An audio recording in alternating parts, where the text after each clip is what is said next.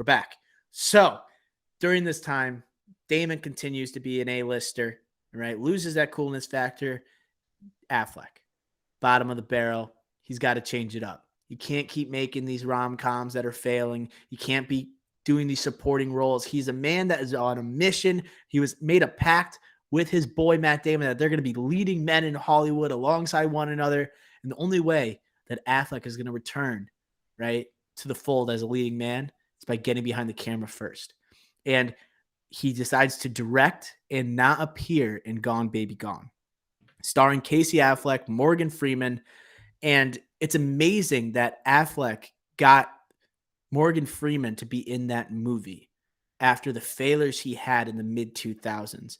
And this is like the poetic beauty of his comeback, is that he goes to what made him successful in the first place, right? The writing and him taking him with the responsibilities behind the camera in order to create a beautiful movie. And he notices, like, he kind of puts the movie industry on notice that although he hasn't exercised his abilities as an actor over the last decade, right, he has the chops to make great movies. And he goes on an insane run with Gone Baby Gone. He directs The Town 3 years later. He's taking his time.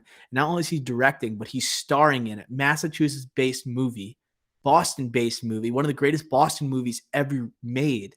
And we're going back to his roots. And then he directs Argo, which culminates with a Best Picture win. So did you have that same sentiment, Ricky Flicks, where it's kind of just amazing how he decides, he kind of goes, he almost redoes. He just rips out those last few pages of his like Hollywood history and says, I'm going to rewrite it just like I did with Good Will Hunting. I'm going to reestablish and then do something beautiful with Gone Baby Gone, continuing with this 3-movie run that I would say between The Town and Argo and Gone Baby Gone, that's up there with some of the best stuff that Damon has done in a 3-movie stretch. I had another question for you.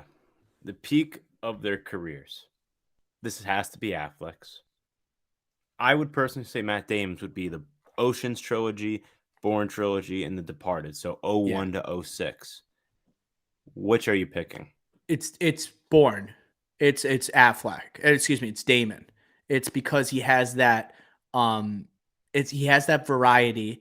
He can be the IP action star, but he can be the lead in a Scorsese movie. Like, that range is insane. Okay, we talked about range, but you also range as in acting and directing and writing. Right. And I don't think, like, Gone Baby Gone, it was a great comeback movie for Affleck, but it doesn't hold the same weight as any of those 3 projects I listed from Damon. I agree with that. I agree. Yeah. But The Town, I would argue, is my favorite out of the Gone Baby Gone, Town, and Argo. The Town might be better than any of those that Departed than The Town. Like, out of those 6, you're a step like, ahead of me. You're a step ahead of me. I was gonna say, like, if you had to pick a project, directing and starring in The Town or being a co-lead, I'll say with Leo, because Leo. That's how you're framing it. Yeah, okay. Or you're a co-lead. Leo's really the lead. Let's just be honest. But basically co-lead with Leo in The Departed Scorsese movie. I kind of lean The Town. Yeah. No, when you phrase it like that, and the ensemble, not even just Leo, but the ensemble of The Departed, yeah, I think Affleck contributed to the success of The Town, like, literally tenfold to what Damon did for The Departed, you know, which makes you think, like, in terms of what it meant to their careers, The Town was even more important, you know? And that was like that was also like the like, you have the reestablishment of Gone Baby Gone, but then affirming that you are a excellent Hollywood director with The Town. And then to basically solidify yourself in Hollywood history with Argo, it's one of the greatest, if not the greatest, Hollywood comeback of all time. And we just had the Hollywood comebacks draft. It's one of the greatest comebacks. It's one of the greatest pivots, right? Pivoting from acting to behind the chair. And like, I'll say, like, you mentioned Morgan Freeman and Gone Baby Gone. Obviously, Casey Affleck in the lead. But, like, Amy Ryan gets a supporting actress nomination, only Academy Award nomination from that movie. But you get Ed Harris in that movie, and other actors that you point at and like, oh my God, I know them, like Holly from The Office. you know. It's like, how do you get all these people in that movie? And it's like Gone Baby Gone. I think it was a novel or something like that, like a famous novel. But Also, Aaron's Boston movie. another Boston movie. Go back to your roots, right? What you know. But Aaron Stockard, famous writer, worked on Talented Mr. Ripley with Damon movie, helped out with Gone Baby Gone.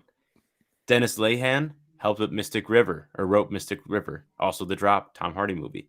Also helped write Gone Baby Gone. So you have these good writers to kind of help in your first ever full feature directorial debut here, and to get these actors saying, yeah, like this is legit.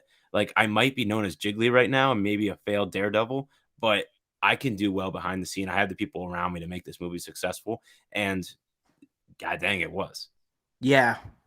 I mean, it seems like the respect never went away for Affleck's capabilities. Like people knew he was a talented guy, which is like smart. okay. And it's just I think there was actors who wanted to be decided to be in that movie. Like they wanted to be a part of this amazing story if it's successful. You know, I think that could play a part in it. And then to have like that loyalty of Casey Affleck in Gone Baby Gone, that brotherhood literally in that movie, it makes it a special story.